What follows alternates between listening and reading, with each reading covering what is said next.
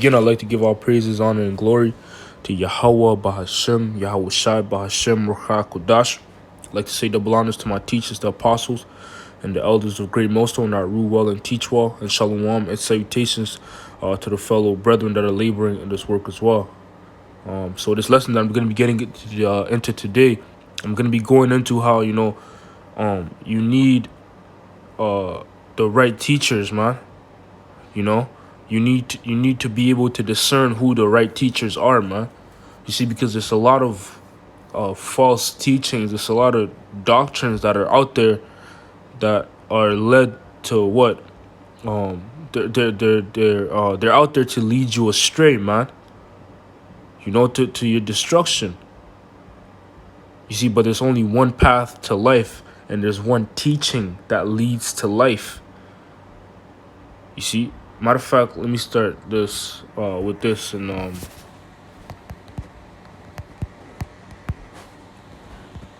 this is John 14 and verse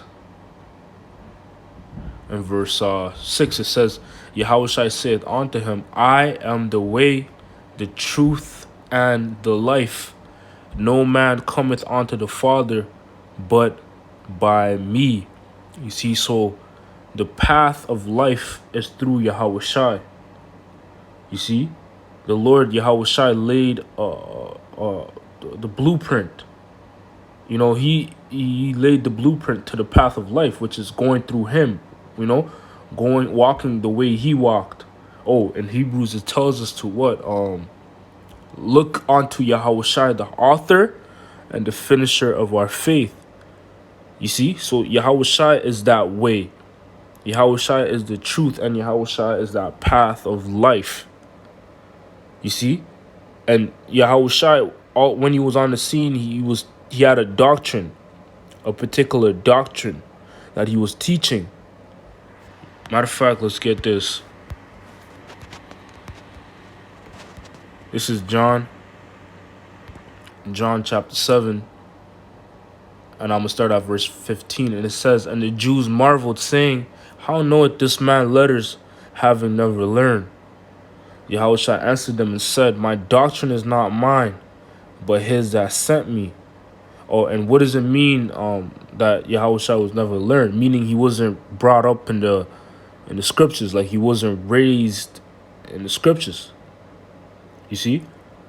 Just like you have men today, they weren't raised or taught from their youth about the Bible and who they were. They were Israelites of the tribe of such and such.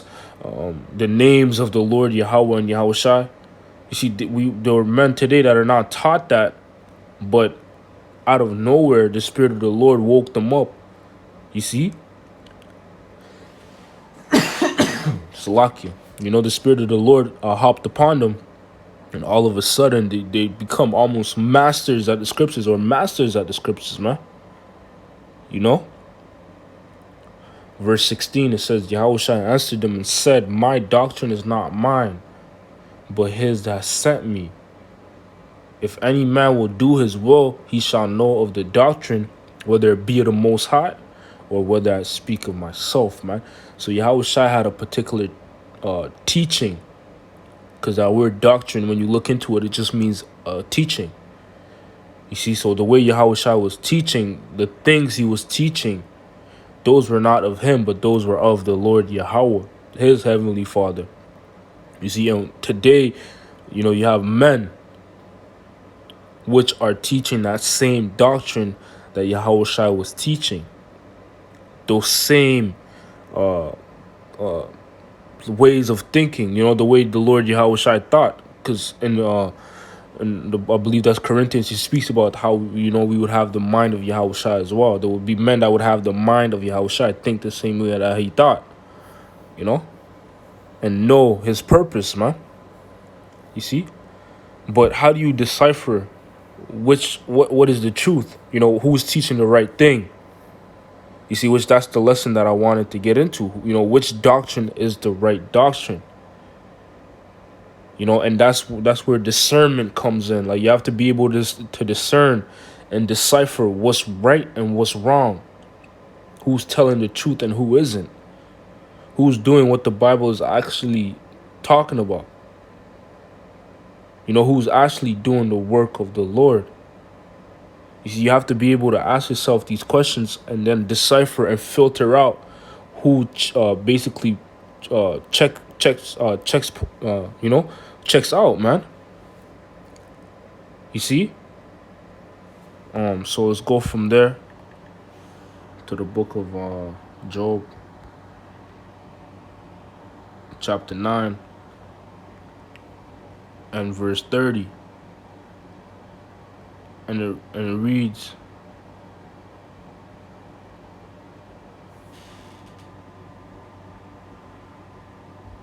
Salaki, that's not the precept that one. This is Yakan. Job 6 and 30. It says, is there iniquity in my tongue? Cannot my taste discern perverse things? So this is speaking spiritually. This is symbolic to doctrines. You have to be able to taste or identify things that are perverse, unsavory. That's what that word perverse means. Something that's unsavored. So that's discernment as well. You need to have that ability of discerning what's perverse and what's not perverse, what's pure and what's defiled, man, in teachings. For example, you have many Israelite camps. You have many Israelite camps that know that they're Israelites. But then within that Israelite world of camps, you see, you have some camps that don't teach about the names of the Lord, which that's important, man. And that's the most important thing, the name of Yahweh and Yahushai, the name of the Heavenly Father Yahweh and His Son Yahushai. That's the most important thing you could learn. You see, and then also you have some camps that don't teach about what's prophetic things that are going to come to pass, like the mark of the beast, which is spoken about in Revelation 13. They're not warning the flock. And then you have some camps that only teach about that Israelites are so-called, only Israelites are only black people, so-called black people. You have some camps that only teach that, man. You see, but with all these things, man, you got to be able to, ask yourself these questions. Does this make sense? Why are they always getting on? Or are they doing this for show? Are they cursing out everybody in the highways and hedges just for show with these dramatic titles? It's getting bored. It's just for entertainment, for views. You see, but you got to be able to ask yourself those questions. Slovakia. So let's go from there to the book of Ecclesiasticus, chapter 36, verse 18, and it says, the belly devoureth all meats, yet is one meat better than another. As the palate tasteth diverse kinds of venison, so doeth an heart of understanding false speeches. You see, so a heart that has understanding, and that word heart in the Hebrew, it means lab, which is just your mind. So a mind of understanding is able to identify false speeches, something that's false. And then you get alerted, man, and be like, yo, this is not right, man. The way they're doing things, the way they're running things, that's not right, man. And then you stay away from that because you cleaving onto strange teachings, or strange doctrines that could destroy you, man. That could cost you your life, and it's important. You see, matter of fact, let's get this. Proverbs 5 And I'm going to start at verse 1. It reads, "My son, attend unto my wisdom and bow thine ear to my understanding." You see, basically, listen to the counsel of the Lord Yahweh and Yahweh Shai, which is that doctrine we're talking about, that doctrine of Yahweh Shai. Focus on that. Attend onto it. Pay attention to that. He says that thou mayest regard discretion and that thy lips may keep knowledge. For the lips of a strange woman drop as a honeycomb, and her mouth is smoother than oil. See, so these lips of the strange woman is speaking about strange philosophies, strange teachings, things that are perverse. You see? They may sound sweet. That's why it's referred to as a honeycomb, and they might be smooth, meaning it's easy on the ear. It fits your life, so to speak. You know, if it comforts you in your life. For example, you have a disdain for, let's say you come into the truth, you run across the truth and you hear everybody's your enemy, and the Israelites are only black people, and nobody else. That might be smooth, that might be sweet, but is that the truth? Because it's also written that you're gonna have Israelites that look like other people, that look like other nations. You're gonna have Israelites that look like white people. Are you gonna be offended at that? You're gonna hate them? It says, "For the lips of a strange woman drop as a honeycomb, and her mouth is smoother than oil, but her end is bitter as wormwood, sharp as a two-edged sword. Her feet go down to death, her steps take hold on hell." It says, "Lest thou shouldest ponder the path of life, her ways are movable, that thou canst not know them." See, so these other doctrines and these other teachings and philosophies, they're not right, because they're movable. They change, they get altered every once in a while, but the truth never changes. The truth stays the same. And that's how that's this of the Lord, because the Lord said he doesn't change either, right? I am the Lord, I change not.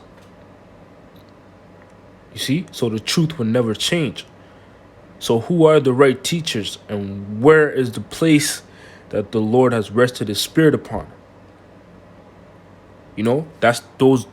That place would be the elders of Great Millstone, GMS, beginning with them, and the elders and apostles of Great Millstone. That's whom the Lord chose to give the truth, the 100% truth to, man. Meaning the 100% understanding of the scriptures, of what's given. That was handed down to the elders and apostles of Great Millstone. And you need faith to believe that, man. But it's evident, man, It's evident. Oh, Yahweh Shai said, if you don't believe me, at least believe the works, Believe the works that, for the work's sake. And that's the case with the apostles and the elders of Great Millstone. If you don't like their character or whatever, man, or the way they've been painted, because a lot of people spoke evil about the elders and apostles and put an image about them out there, man. You see? But if you don't believe them, if you see that, if that's in your head, just look at the works. That alone should be evident. That's the men the Lord is dealing with, man. That's the men the Lord chose. So this is Jeremiah 3 and verse 15. It says, "And I will give you pastures according to mine heart, which shall feed you with knowledge and understanding."